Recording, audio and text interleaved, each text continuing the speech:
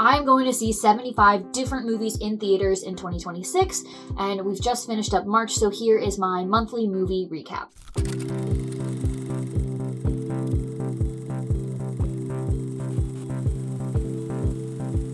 In all honesty, I got pretty busy this month, so I didn't go see as many things as I wanted to, and I saw 6 different movies in theaters in the month of March. Today is March 26th, and I think I'm done. I think that's it. The last time that I filmed a recap, I still had another movie on my roster, like the day after, but I think this is it for me this month. So here are my thoughts on each movie that I saw in order, and at the end of the video, I'm going to give you a ranking of my favorite to my least favorite. First movie that I saw was Scream 7. I'm not like a huge horror person. I'm pretty okay with certain slashers. Like, I've seen 2 or 3 of the Scream movies, and probably way out of order, but like, I'm familiar with the lore. I understand what I'm getting into when I go to see one of these movies. It's not like they're top tier cinema. It's not like they've ever been free of plot holes, but this one felt particularly bad. I'm not even a diehard for this franchise, and I still felt like they catastrophically misused Matthew Lillard in this movie. Granted, the AI video route was interesting, but they didn't really do anything with it. In fact, it actually kind of muddled the plot, because then come to find out the boyfriend maybe had something to do with the video, but we didn't really talk about how suspicious he was. We just moved on from that really quickly.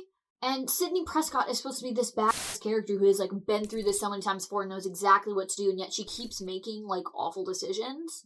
I'm sorry. Your daughter's life is on the line, and instead of going back in and talking to, what's her name, Gail, and instead of going back inside and talking to Gail and being like, may I have your car keys? Or just taking her car keys, you're like, you know what? I'm gonna run on foot. This seems like the best idea, because I'm so worried about my daughter getting murdered that I'm just gonna go on foot. Really? And then I saw someone point out she tries to watch the security cameras to see what's going on in her cafe with her daughter, and it's oops, signal dropped in the middle of a suburban neighborhood? Really? And then the ghost face reveal was just so underwhelming. I didn't care. I really didn't care. It seems like they picked the least interesting options to be Ghostface in this film. So then after that, I needed something a little bit lighter, so I went and saw Hoppers. I was so pleasantly surprised by this movie. I thought it was great. I thought it was creative. As much as Disney loves to keep cranking out repetitive slop, they have some winners every now and then. Sitting in the theater before Hoppers came on, I saw a trailer for Toy Story number 78 or whatever we're on, which really didn't have me getting my hopes up, but this movie was so much fun. I think what I liked best about it is that the humor was so out of pocket. There were some moments where I was just laughing out loud, giggling. It was such a good time. How old am I? 23. And I was cracking up at this movie. I also think that the messages were great. A lot of it is about companionship and working together to solve issues. Even if you have differing viewpoints, the important thing is that you talk and you communicate and you problem solve. That's a great message, and we should have more movies communicating that to children and adults. And the animation style was fun. It was cute. I liked it. Pixar has been hesitant to step outside of the box on their normal animation style, but I felt like this one was toeing the line. We were trying something a little bit different from what we normally see from them, and I appreciated that. After that, I saw The Bride. Very different movie. In my last recap for February, I said that my most anticipated movie of March was The Bride. Honestly, when I said that, I kind of forgot Project Hail Mary was coming out. But still, I was very, very interested to see this movie. I ended up doing a full review, kind of breakdown video on this already. So if you want to know more than what I'm about to say about it, go take a look. I liked it, but it just had too much going on. It was very, very maximalist, in your face. There were 5 different storylines going on at once, and every single one was interesting, but my interest only goes so far. I felt spread thin trying to understand and enjoy every different part of this movie. The reason that I think I leaned more on the positive side than the negative is because the aesthetics of the movie and the performances absolutely saved it. Jessie Buckley and Christian Bale were absolutely fantastic. They're both such transformative actors that I really believed their characters. I was so interested in seeing where they would go. But yeah, overall, it had a lot that it was trying to say, but it ended up not saying anything because it couldn't, pick a struggle. You had this really interesting concept of, this women's revolution, kind of all throughout, that blossoms because of the bride's actions, and yet I still am kind of trying to understand what was going on there because we really glazed over it. And as I think I said in my other video, this is one that I think is going to be more successful in retrospect. Like, once this is on streaming and people can go into it and know exactly what to expect and understand, you got to pick and choose what parts of the plot to pay attention to, and that this movie is more of a visual success than a narrative success, then I think it will find its target audience. Also, like, why release a movie about the Bride of Frankenstein in March? They ended the movie with Monster Mash. That's what played over the credits. This movie should have released in October. Honestly, I might say the same about Scream, but Scream has a wide enough audience that it can really release whenever it wants. And like I said a lot more about it in another video, so check that out.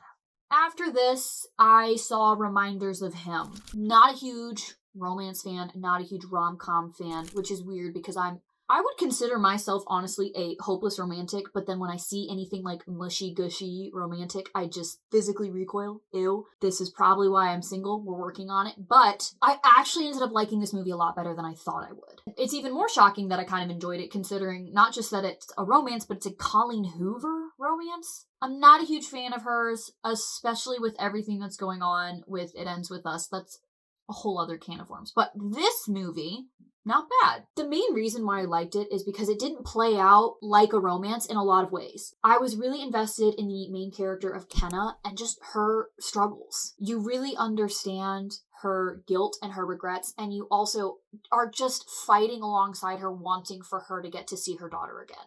I think that actress was Micah Monroe. I think that's how you say her name. She was great. She was brilliant. There's a whole vast range of emotions for this character in this movie, and I think she encapsulated them very, very well. Tyreek Withers did great as Ledger. He's also such an interesting character because, yeah, there's a lot of different stuff that they have to unpack in this movie. Now, the parts that I didn't like about this movie, shocker, the mushy-gushy romance parts. Like, at one point, he makes her a playlist of only happy songs. Ugh! Making a playlist is nice. That's great. The whole songs bit, all music is so sad. I only want happy music.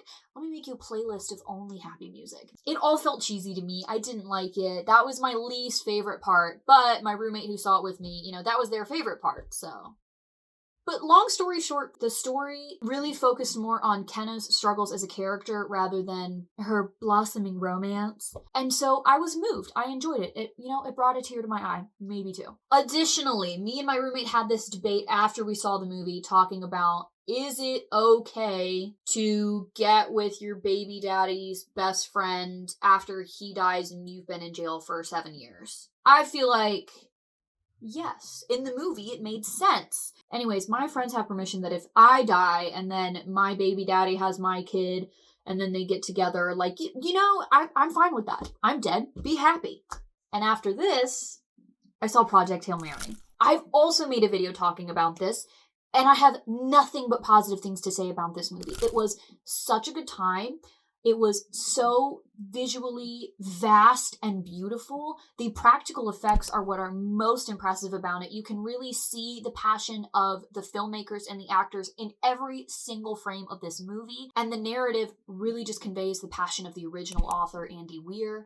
The world and the science is so well thought out. It is very impressive. Look into interviews with any one of the people involved in this movie and you will be just blown away. Like, I just don't have any complaints. I feel like I really only have things to say about movies when I don't like them, but I really liked this one. I really liked it. In my other video, I kind of focused on the fact that some people are saying that Project Hail Mary could be the best movie of the year. I do agree that it's the best movie to have come out so far this year, 100%.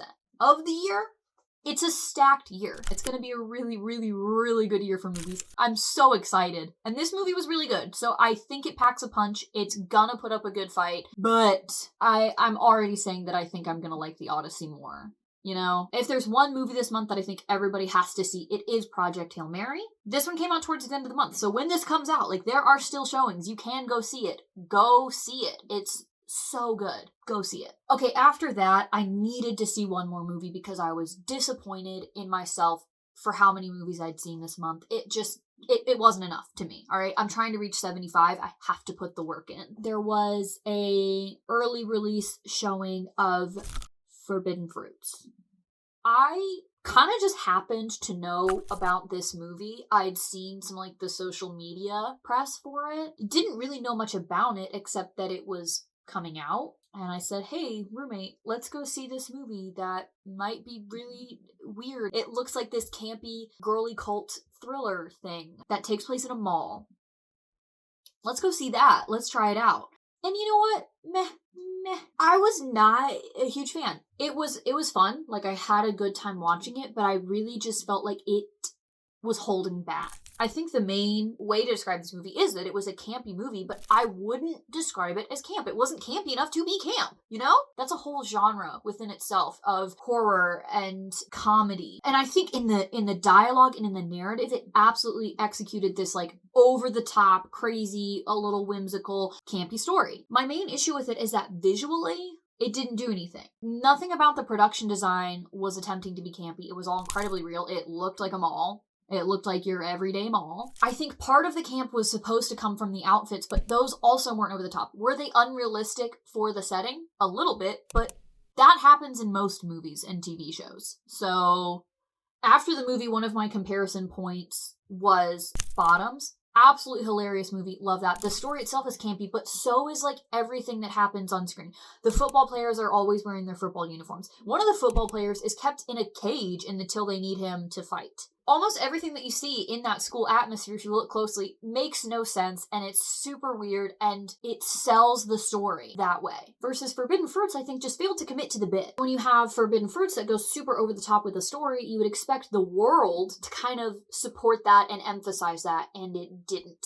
Like, maybe even if the Free Eden store look super outlandish and crazy and unlike anything else in the mall, to draw this comparison that their world with their weird witchy cult is over the top and campy as compared to everywhere else. But like it just felt like a mall. It just felt too realistic in some places where I wish it wasn't. I don't know what you were going for, but whatever it was, you didn't quite hit the mark. You fell a little bit short. It wasn't campy enough to be camp, it wasn't thrilling enough to be a thriller, and it wasn't mysterious enough to be a mystery. I will say, though, I was pretty impressed with Lily Reinhart's performance, specifically towards the end of the movie. I won't spoil anything, but she has this one kind of monologue towards the end of the movie where the camera's like head on facing her, and we kind of find out more about her character as she's kind of having a villain rant, basically, which was performed like incredibly well. Like, that moment kind of took me back. I was like, whoa, that was good.